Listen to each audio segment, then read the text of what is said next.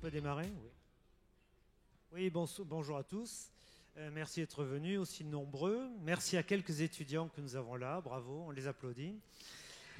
Voilà. Bien, donc je me présente Philippe Cattelat, je dirige INSEC Digital au sein du groupe INSEC. Donc, le groupe INSEC, pour ceux qui ne connaissent pas trop, c'est le premier groupe français d'enseignement supérieur privé aujourd'hui. Donc on a plusieurs écoles, grandes écoles de tout type, ingénieurs, commerce, écoles de communication, création. Je suis accompagné de Sonia Benasser qui, au sein du groupe INSEC, dont gère la formation exécutive et toutes les problématiques de formation exécutive, en particulier sur le secteur du digital et de la communication. Alors, deux petites choses pour démarrer. Premièrement, actuellement, donc, on est confronté, bien évidemment, en tant que groupe de formation, à deux problèmes. Le premier problème, c'est faire évoluer nos formations, les contenus, pour que ces contenus soient en adéquation avec les demandes des entreprises. Ça, c'est la première chose. Et deuxièmement, on est confronté aussi à l'évolution énorme de la façon d'enseigner, de la manière d'enseigner. C'est-à-dire que les gens aujourd'hui ne supportent plus de recevoir une formation comme on le recevait il y a quelques années. Et les outils qui sont à notre disposition, bien évidemment, ont considérablement évolué. Voilà, donc ça, ce sont deux énormes problèmes. Les groupes privés comme le nôtre évoluent assez rapidement là-dessus, ont pris des options. Et l'université, aujourd'hui, par exemple, est confrontée également à ce genre de problématiques et doit s'adapter comme tout organisme de formation dans le monde. Alors, pour le digital, puisque c'est le sujet aujourd'hui, on a pris une option au sein du groupe INSEC qui est très originale. C'est qu'on a décidé de ne pas lancer la énième école de web ou de digital du monde, puisqu'il y en a déjà beaucoup.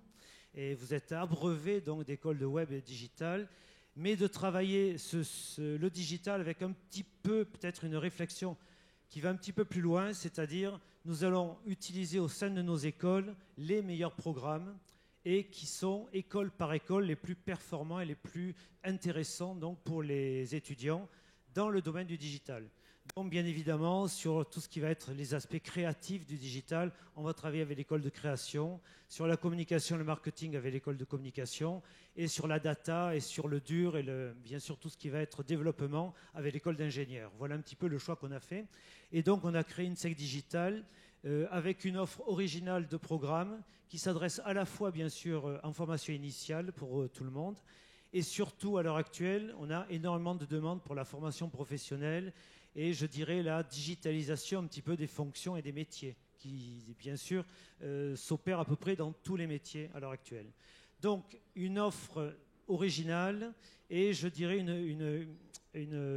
on doit répondre aujourd'hui donc à une demande extrêmement complexe puisque la digitalisation des métiers, des fonctions, la transformation digitale des métiers, elle va beaucoup plus vite en fait que prévu. Et c'est très difficile pour une université, une grande université, de réagir rapidement. Donc on a essayé, pour être très simple, de également savoir ce dont ont besoin les entreprises aujourd'hui, étonnamment.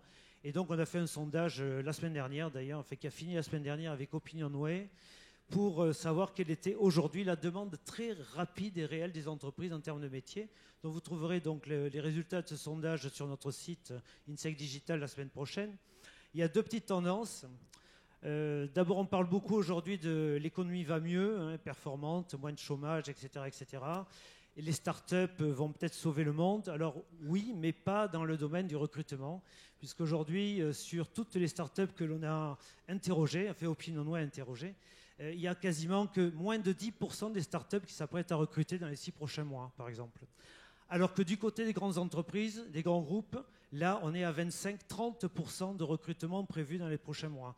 Donc attention à l'effet un petit peu bizarre, faux effet qu'on peut avoir sur le recrutement des TPE, TME, start-up, etc.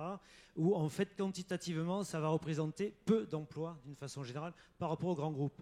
En revanche, de l'autre côté, beaucoup de besoins dans les nouvelles fonctions. Et on retrouve bien sûr les nouveaux métiers. On essaie, nous, de coller l'offre que l'on a de programmes par rapport aux nouveaux métiers qui sont demandés. Donc, chef de projet, data analyst, etc., etc., qui sont aujourd'hui, en revanche, extrêmement demandés. Donc, il y a un petit prisme aujourd'hui. Aujourd'hui, bien sûr, on est chez Magic Keynote, il ne faut pas le dire, puisqu'il y a beaucoup de startups aujourd'hui. Mais en fin de compte, ce ne sont pas ce secteur-là qui, dans les 6 mois, dans les 8 mois, dans l'année qui vient, va recruter massivement des jeunes diplômés. Ça va être les grandes entreprises qui, elles, se transforment et font transformer leurs fonctions. Ça, c'est la première chose. Donc ça, ce sondage, on préférait avoir des chiffres à peu près précis avant, bien sûr, nous, de faire évoluer donc, notre offre de programme et que va vous présenter donc Sonia. Donc là aussi, deuxième point peut-être à dire, préciser, dans l'évolution de la façon d'enseigner, bien entendu, les e-learning, depuis 10 ans aujourd'hui, on en parle beaucoup. Dans les faits, ça ne marche pas. Pas vraiment. Réellement aujourd'hui, ça ne remplace pas aujourd'hui la façon d'enseigner. Très, très clairement. Et on a 25 000 étudiants quasiment dans le groupe. On a beaucoup d'expérience e-learning. Ce sont des choses importantes, mais qui aujourd'hui, on ne peut pas considérer que ça remplace de fait nos manières d'enseigner plus traditionnelles, ou en tout cas des manières d'enseigner plus mixées entre le e-learning donc, et les manières classiques. Et ça, maintenant, on a à peu près 10 ans de recul. Beaucoup d'argent investi dans ces programmes e-learning. En fin de compte,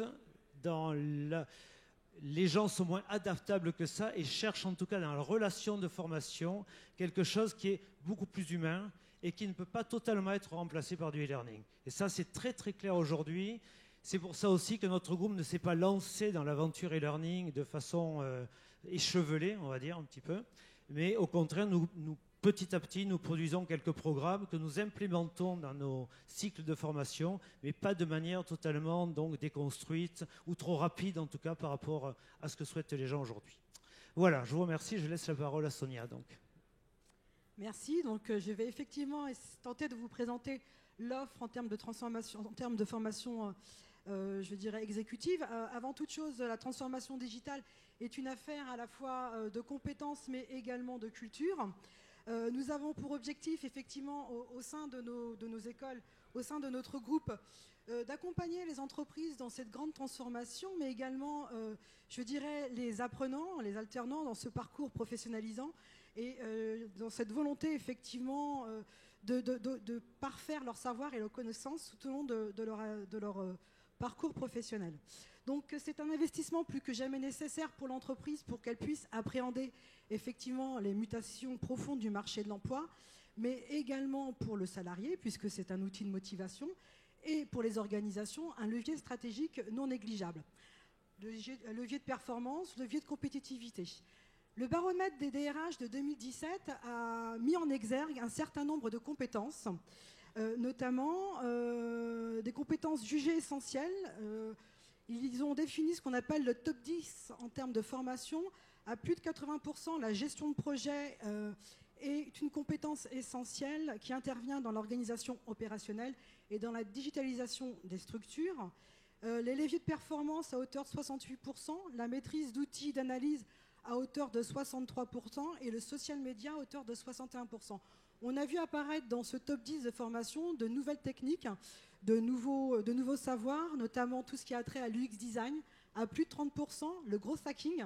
Là, ce sont des leviers d'acquisition à moindre coût que les entreprises souhaitent de plus en plus intégrer dans ce parcours de transformation digitale. Et par conséquent, il faut considérer la formation exécutive comme un acteur incontournable. D'ailleurs, j'irai même plus loin, c'est qu'aujourd'hui, les politiques sont d'accord sur le fait de pouvoir actionner des fonds importants sur la formation exécutive. Comme on peut le voir en Ile-de-France, c'est plus de 800 millions d'euros qui ont été investis. Et puis, nous sommes en attente de la nouvelle loi, de la loi Macron en matière de formation qui semble être positif. Alors, les DRH considèrent également la loi sur la formation, en attendant celle de Macron de 2018, donc de 2014, comme étant une loi positive qui permet effectivement aux salariés de se former assez rapidement au travers du CPF, compte personnel de formation. Plus de 8 salariés sur 10 sont prêts dans les 6 mois à venir à mobiliser effectivement ce compte formation au travers d'une formation professionnalisante et notamment sur le digital. Ça tombe bien, on a quelques offres en la matière. Alors, c'est simple, il y a une équation à retenir, 1 plus 1 plus 1 est égal 4. On a un profil, pour un profil, il y a effectivement un besoin Pour ce besoin, nous avons une formation à vous proposer. Et qui plus est, il y a fatalement un financement qui est tout autre que celui qui intervient sur vos fonds propres. Il y a des possibilités au travers de différents dispositifs de vous faire financer une formation. Je reviendrai un petit peu plus tard. Donc on a effectivement un certain nombre de formations qui sont en réponse à la demande, aux métiers sous tension, et l'importance que nous avons tous les ans effectivement de mettre en place un baromètre des compétences et des tendances, notamment en matière de formation. Les formations que nous dispensons au sein de nos écoles, ce sont des formations certifiantes, diplômantes, des titres RNCP, donc effectivement des titres reconnus au répertoire national des certifications professionnelles, qui permettent effectivement à l'alternant ou à l'apprenant de rentrer dans un parcours professionnalisant, c'est-à-dire que vous allez alterner à la fois des temps en entreprise et des temps au sein de notre organisme où vous allez être formé avec un maintien de salaire. Soit vous restez dans votre structure, soit vous avez la possibilité d'être accueilli dans une structure tout autre, une entreprise accueillante pour laquelle nous avons tout un réseau, avec un maintien de salaire, ou tout simplement de mobiliser d'autres dispositifs. J'y viendrai un peu plus tard. Donc, une formation continue, une offre en phase avec les besoins du marché. Nous avons un catalogue de formation qui répond aux différents types de profils, débutants, juniors ou experts, sur des cycles courts certifiants, sur des cycles diplômants, sur des solutions, des business solutions intra- ou inter-entreprises, ou tout simplement au travers de la VAP et de la VAE. Alors, les 20 formations que j'évoque, entre autres, je vais effectivement en parler un petit peu plus longuement. Créer et développer votre e-business, développer votre leadership, votre personal branding, aller chercher les outils dédiés à la communication, au management de la marque, au marketing digital, ou tout simplement optimiser la visibilité et la performance de votre projet sur les réseaux sociaux, sur la toile ou autre. Ce sont des formations que nous dispensons de 2 jours à plusieurs semaines. Alors, ça peut être de la PAO, ça peut être effectivement du WordPress ou autre, ou des outils un peu plus basiques, notamment effectivement sur tout ce qui est stimuler la créativité. On a mis en place des sessions un peu plus longues de 16 jours, ce sont ce qu'on appelle les 8 VS, 8 vendredis, 8 samedis sur 4 mois à peu près, qui vont vous permettre sur la stratégie digitale, la communication digitale, le brand content, effectivement de pouvoir parfaire vos connaissances, notamment pour pouvoir obtenir les clés nécessaires à tout ce qui a trait à la communication, je dirais notamment en marketing, pour pouvoir aborder un projet sur la toile ou alors, en communication on ou off. Tout n'est pas essentiellement lié au digital. On a un spectre, une palette très très large de formations. Bon, bref, vous allez pouvoir appréhender également, dompter les données, notamment avec la stratégie relationnelle et le data management, pour pouvoir aller chercher des opportunités d'affaires par rapport à votre modèle économique. La piscine, c'est un projet immersif, une période même, je dirais, intensive, qui va allier à la fois pratique et théorique pour pouvoir s'initier au développement informatique, développer, créer une application mobile ou un site internet en très peu de temps. Ça concerne tout le monde, je dirais même ceux qui n'ont pas forcément effectivement de connaissances en la matière. Il y a une mise à niveau et un accompagnement de nos enseignants permettant effectivement, je dirais, plus ou moins de faire du cas par cas, voire du sur-mesure. Alors, il y a, comme on a évoqué tout à l'heure les startups, il faut savoir que près de 96% des entreprises en France, ce sont des PME et des TPE. Par conséquent, on vient à la création d'entreprises pour créer son propre emploi. Et pour cela, donc, nous avons mis un cursus qui est spécifique, qui sont les 5 L, les lundis de l'entrepreneuriat, où vous avez la possibilité de créer, de reprendre ou de développer votre structure, de vous initier au business plan, tout ce qui a trait effectivement au management, à la gestion, à la comptabilité, mais également à la définition d'un modèle économique, voir comment vous allez pouvoir le rentabiliser sous 1 an, voire 2 ans. Tout cela vous est dispensé au travers d'un management de projet, via des coachs qui sont à la fois, l'ensemble de nos intervenants, je tiens à le préciser, sont à la fois des professionnels qui sont en activité. Alors, on a évoqué également tout à l'heure le distanciel. Il faut savoir une chose, c'est qu'aujourd'hui, les personnes qui s'inscrivent, qui mobilisent leurs crédits, CPF ou autres, le font parce qu'elles souhaitent avoir avant toute chose un organisme de formation qui dispense des formations en présentiel. Qu'il y ait ce qu'il y a en parallèle, un peu de FOAD, donc de la formation ouverte à distance, du distanciel, du MOOC, du COOC ou autre, peu importe le terme qu'on peut lui donner, ou du e-learning, c'est appréciable. Mais il ne faut pas que ce soit, je dirais, le principal contenu de la formation. Nous avons mis en place un complément de formation au travers, effectivement, de ce dispositif qui s'appelle Learning 7, qui est une plateforme de 50 heures d'e-learning en marketing digital. 7 modules, vous allez pouvoir appréhender les fondements du marketing, mais également derrière, aller définir le brand management, donc le capital de votre marque, l'ADN de votre marque, définir toute une stratégie, planifier des actions on et off, aller dégager des indicateurs de performance et pouvoir, en fonction effectivement de ce retour sur investissement ou ce retour sur intention, dégager ou amorcer des stratégies tout autres.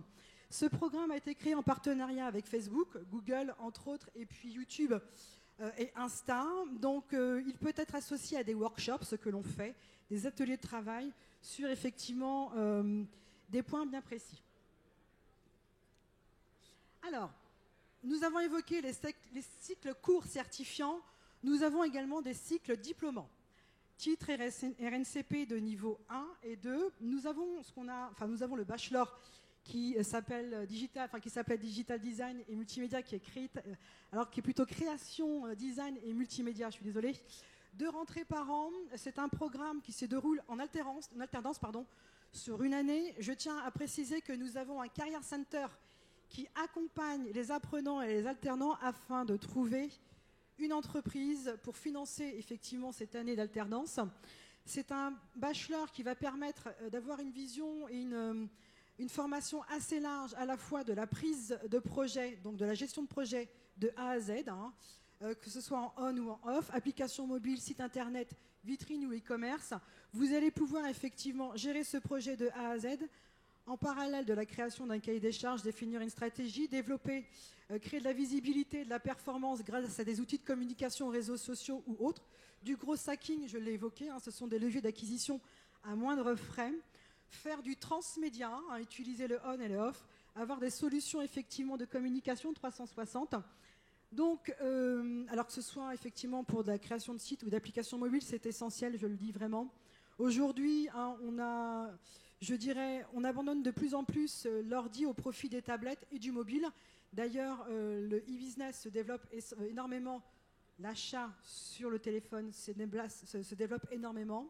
On est à plus de 3 chiffres en termes de progression, à plus de 150%. Donc, il représente à peu près 5 milliards de chiffres d'affaires. Donc, c'est quand même non négligeable.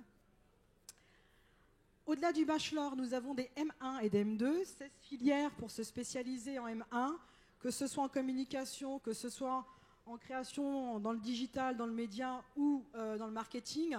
Alors, ce sont des masters, effectivement, avec des référents qui sont en poste, qui sont chefs d'entreprise. Vous avez des masters en marketing digital et réseaux sociaux, marketing digital et e-commerce, dans l'événementiel, dans le luxe et autres.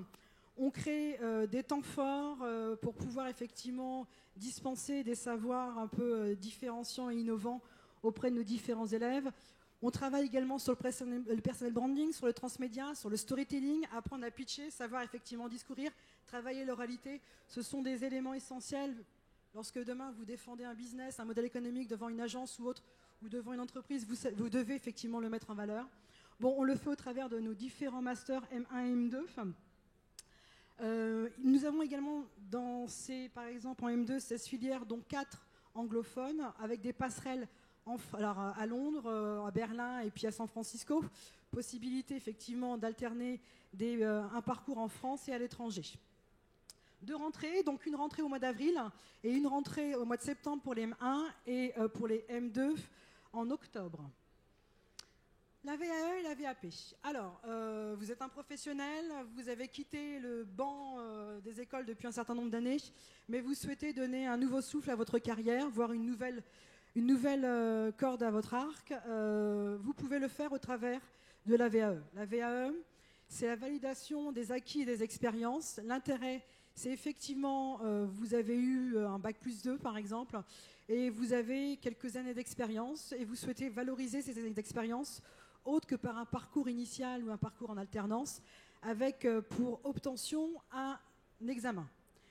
On va vous suivre sur une période de 6 mois en moyenne. Vous allez pouvoir effectivement, à partir d'une année d'expérience, aller chercher un diplôme bac plus 4 par exemple, ou bac plus 5, tout est fonction de votre parcours. C'est financé via le CPF, c'est financé également via les crédits formation de vos entreprises. Ça vous permet effectivement d'avoir effectivement un diplôme tout autre. La VAP, alors, je vous donne un exemple pour l'appréhender, parce que parfois on les confond. J'ai un bac plus 2, je souhaite faire un bac plus 4, un master. Cela est possible. À partir du moment où vous avez effectivement une année d'expérience, voire 2 ans d'expérience, dans le domaine dans lequel vous souhaitez avoir un diplôme, vous allez remplir un dossier avec un certain nombre d'éléments qui va vous donner la possibilité, après passage devant une commission, d'obtenir une note de recevabilité afin d'accéder à un bac plus 4, malgré le fait que vous n'ayez pas de bac plus 3. C'est ce qu'on appelle la VAP. Au-delà des formations courtes et des formations diplômantes, nous avons également des solutions, des business solutions, des solutions sur mesure que nous dispensons en entrain ou en inter-entreprise. Bon, notre volonté, effectivement, c'est de gérer, de concevoir des solutions qui sont adaptées à l'entreprise en fonction des besoins. On s'inscrit dans une relation tripartite avec l'entreprise, le salarié et puis effectivement notre organisme. Et à partir de là, nous pouvons travailler sur des dispositifs qui sont multiples, team building, voilà, renforcer la cohésion de groupe, aller développer, je dirais, la culture, le projet d'entreprise, travailler sur une gestion de crise, révéler des talents, ou voilà. C'est des possibilités que nous avons au travers de différents dispositifs, la Digital Therapy. Alors nous avons pensé différemment le 12-14, c'est une variante du 12-14. Voilà, autour d'un sandwich, on va pouvoir effectivement aborder une tendance, un outil. On va pouvoir effectivement aller plus loin sur une réflexion, sur une gimmick bien précise. Là, c'est des choses qui se travaillent en amont sur les besoins de l'entreprise. Le design thinking, c'est une immersion de 72 heures au sein de vos structures pour pouvoir effectivement penser différemment, innover différemment, sortir des carcans je dirais, d'innovation, de brainstorming classique. Alors, et pour terminer, j'ai évoqué une chose, j'ai dit que pour un profil, pour un besoin, il y avait un profil, ou pour un profil, un besoin particulier, il y a une formation en réponse, mais surtout, il y a un financement. Aujourd'hui, il vous est possible de rentrer dans un parcours professionnalisant sans pour autant sortir un denier. Il y a effectivement l'entreprise qui va pouvoir financer votre parcours professionnel, votre formation au travers des OPCA, qui sont effectivement des organismes financeurs collecteurs, qui ont pour volonté de financer des formations sous certaines conditions. Vous avez également ce qu'on appelle le CIF ou le fonds GESIF. Là aussi, c'est un dossier que vous devez remplir avec effectivement la formation, un référentiel bien précis. Et là, vous êtes financé avec un maintien de salaire au travers de ce CIF. On a le CPF que vous connaissez, qui est associé maintenant au CPA, au compte pour activité. On a également des dispositifs en fonction de votre profil, que vous soyez chef d'entreprise ou autre, des financements multiples. Demandeurs d'emploi, il y a des dispositifs AIF ou POE qui vont effectivement venir financer la formation. Donc clairement, voilà, venez nous voir, on a toujours une solution à vous apporter, si tant est que vous ayez un besoin en termes de formation. Merci.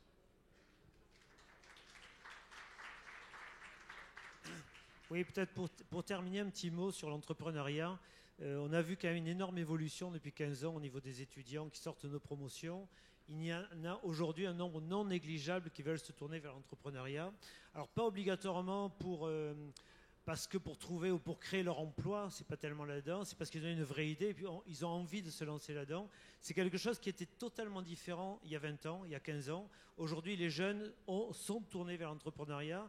C'était absolument pas le cas dans les années 80-90 en particulier. Il y a eu une vraie évolution des esprits aujourd'hui en France, ce sens-là.